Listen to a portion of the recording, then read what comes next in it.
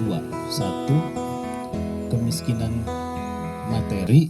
Kemiskinan materi itu lamun bumina awan, rumahnya jelek, kita bisa cari dana, kita bangunkan kan gitu.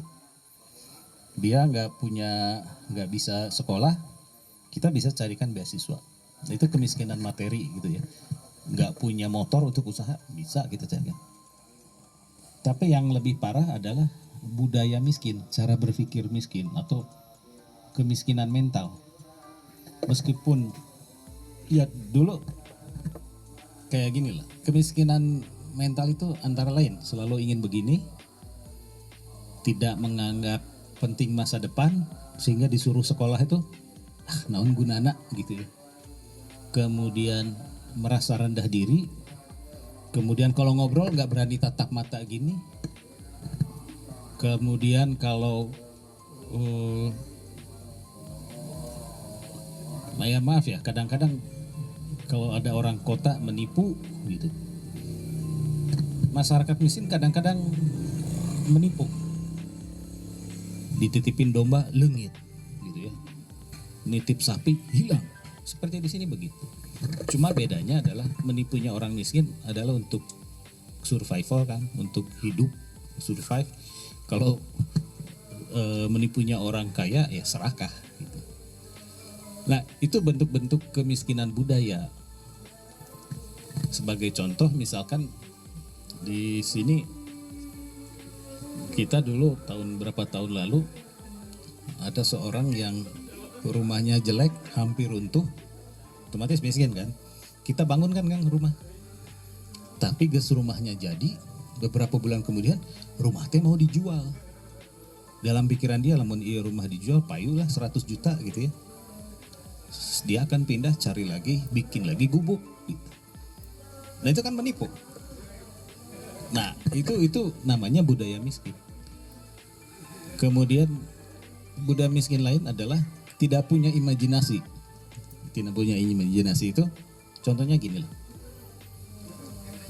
Lamun bapana preman, dia akan mengajak anaknya untuk menjadi preman. Lamun bapana tukang parkir, maka dia akan mencarikan lahan anaknya itu parkiran lagi. Kalau bapaknya atau ibunya buruh pabrik, maka bapak ibunya akan kasakusuk mencari lowongan buat kerja anaknya di pabrik. Kalau saya punya pembantu di rumah, kalau ibunya pembantu, maka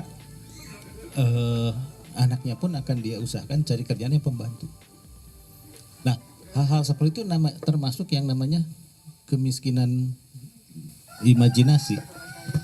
Imajinasi tidak punya, maka ya anaknya tetap jadi tukang bangunan, anaknya tetap jadi pembantu, anaknya tetap jadi tukang parkir. Nggak ada yang menjadi untuk lompat. Karena apa? Karena kita tidak mengajarkan mereka untuk bercita-cita. Misalkan ketika Odessa pertama masuk sini, saya selalu berulang. Kalau kita tanya anak perempuan di sini, apa cita-citanya? Kasih Indomaret paling tinggi. Laki-laki apa cita-cita? Supir terus. Dalam bayangan mereka tuh ayah namanya dokter, insinyur, pilot. Karena mereka nggak tahu. Mereka nggak tahu. Kalaupun tahu, nah salah satu budaya lain adalah itu. Di mana artosna, pendidikan teh mahal. Dan itu sekali lagi ya, kalau simpati makan, aduh karunya sudah gitu. Tapi kalau empati paling rendah itu kita mendatangi dan mengatakan, aduh turut berduka cita ya, atau turut bergembira ya. Paling rendah mengatakan apa yang bisa saya bantu meskipun kita tidak bisa bantu. Jadi kita didik anak-anak kita supaya kalau ada orang kesusahan, apa ya yang bisa saya bantu, minimal dari perkataan itu aja. Nah, tapi kalaupun Anda sebetulnya gini, semakin luas jejaring kita, semakin luas pertemanan kita, maka semakin besar juga potensi kita untuk bisa menyelesaikan masalah. Namanya siapa? Zaki. Kalau Zaki itu semakin banyak teman, dan kita tahu karakteristik teman-teman ini punya apa, dia suka apa gitu. Semakin lebar pertemanan kita, semakin besar kemungkinan kita untuk bisa bantu orang gitu. Makanya kalaupun tidak semua persoalan itu bisa kita selesaikan sendiri, dan kita membantu ya Odessa juga kan nggak bisa menyelesaikan persoalan sendiri, tapi ada jejaring lain yang bisa menyelesaikan. Yang penting mah ya dari diri sendiri, empati, paling tidak ya apa yang bisa saya bantu. Nah empati itu kan kalau di kelas kita ngajarkan ya gimana kalau ada anak yang tidak bisa terus anak lain mentertawakan, oh kita harus tegur gitu, atau bukan tegur lah, ayo jangan ditertawakan tapi dukung gitu. Yes you can gitu ya. Ayo kamu bisa, ayo kamu jangan kecil hati. Nah, kita harus mendidik anak-anak itu seperti itu. Jadi kalau ada anak misalkan bicara ke papan tulis salah, kan suka ditertawakan dia. Wah, bodoh mana emang. Nah, itu kita harus potong. Yuk, sekarang jangan bilang bodoh ya, tapi kita dukung. Kamu bisa, ayo coba lagi. Nah itu di kelas harus kita dorong anak-anak seperti itu gitu. Karena empati itu tidak sekali jadi, Zat. Itu dibentuk gitu. Nah, jadi sekali lagi semakin besar jejaring kita, semakin besar juga kemungkinan kita bisa menolong orang. Teori, ada praktek. Kalau teori misalkan, kalau ingin jago harus begini, kalau ingin jago atletik harus begini. Kalau kita cuma menghafalkan, apa otot kita bakal bagus nggak? Kan nggak. Tapi kalau kita praktekkan, kita latihkan, maka itu akan terbentuk. Nah, empati juga tidak bisa diajarkan, harus dilatihkan. Kita lihatlah di Jepang ya, bagaimana pendidikan itu bukan menghafal, tapi dilatihkan. Jadi memang pada usia muda itu empati itu dilatihkan. Enggak diomongkan, enggak dikutbahkan. Coba gini ya, saya pernah melihat video di mana gitu, di Swedia, bagaimana anak-anak itu ketika di sekolahnya ada bebek lewat diikuti oleh anaknya, itu anak-anak itu di pinggir seperti menghormat sampai bebek itu selesai dan masuk ke air. Gurunya mengatakan, bebek itu harus kita hormat karena mereka yang memakan hama-hama di sekeliling ini gitu. Maka anak-anak itu dilatih, Pak. Bagaimana juga Jepang misalkan melatih empati dan budi pekerti anaknya. Anak-anak Jepang kalau menyeberang di zebra cross, terus mobil berhenti, sebelum nyampe ke ujung jalan dia balik ke arah mobil, terus dia begini, gitu. Dan itu dilatihkan.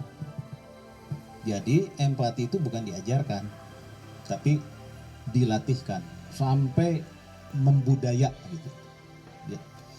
Jadi gini, ini salah pemahaman soal budaya ya. Ada yang namanya kebiasaan individu gitu. Nah, kalau kebiasaan itu menjadi kebiasaan kolektif dan orang melakukan kebiasaan itu sudah tidak bertanya lagi, itu jadi budaya gitu. Kayak gini lah, kalau orang Jawa bikin teh tanpa sadar, dia bukan tanpa sadar, otomatis dia kasih gula kan, itu budaya. Karena itu memang sejak kecil begitu diajar.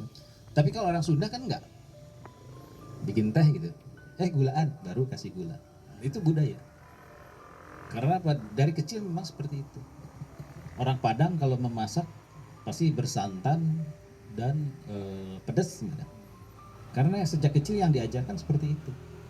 Jadi istilahnya membudaya. Jadi teman-teman yang harus diperhatikan, budaya itu sanes kesenian ya. Kesenian itu adalah produk dari budaya. Tapi budaya itu adalah pembentukan sebuah kebiasaan. Kalau sejak kecil diizinkan ngutil, diizinkan gitu, artinya jangan heran kalau disebut korupsi jadi membudaya. Karena budaya kita adalah kita melayani kalau dikasih amplop gitu ya. Nah, jadi si kebaikan, si empati itu harus dibudayakan.